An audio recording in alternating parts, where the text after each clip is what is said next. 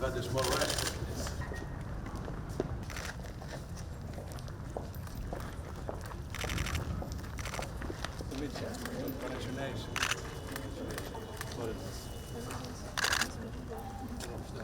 And the title is impressive.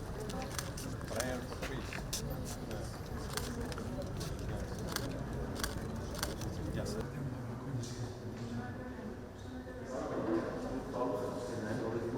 Մեծարգո պարոն նախագահ,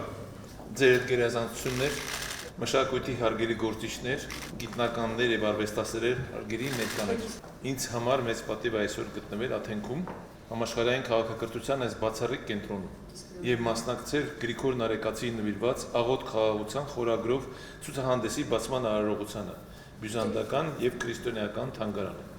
Այս իրադարձությունը ոչ միայն մշակութային կարևոր նախաձեռնություն է, այլև խորապես խորհրդանշական հանդիպում, հոգևոր ժառանգության եւ խաղաղության ձգտման շուրջ։ Հայաստանի եւ Հունաստանի հարաբերությունները հիմնված են դարավոր բարեկամության, փոխադարձ հարգանքի եւ ընդհանուր քաղաքակրթական արժեքների վրա։ Մեր ժողովուրդների միավորում է ոչ միայն պատմական ճակատագրի ընդհանրությունը, այլև քրիստոնեական հավատքի, մարդասիրության եւ մշակույթի այն հարուստ շերտը, որն էլ այսօր շարունակում է ձևավորել մեր ինքնությունը։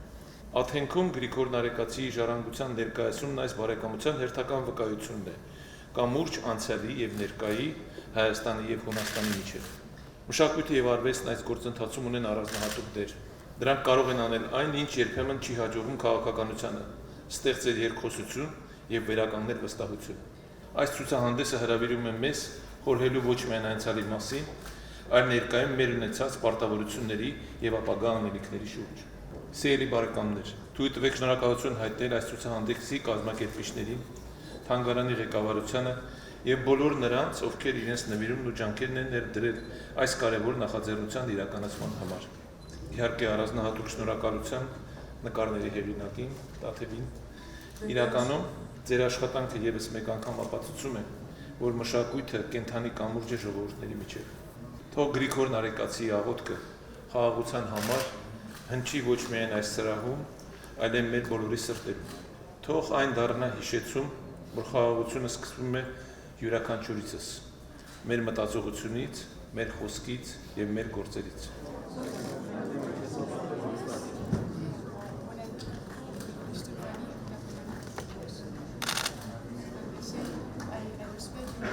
Спасибо.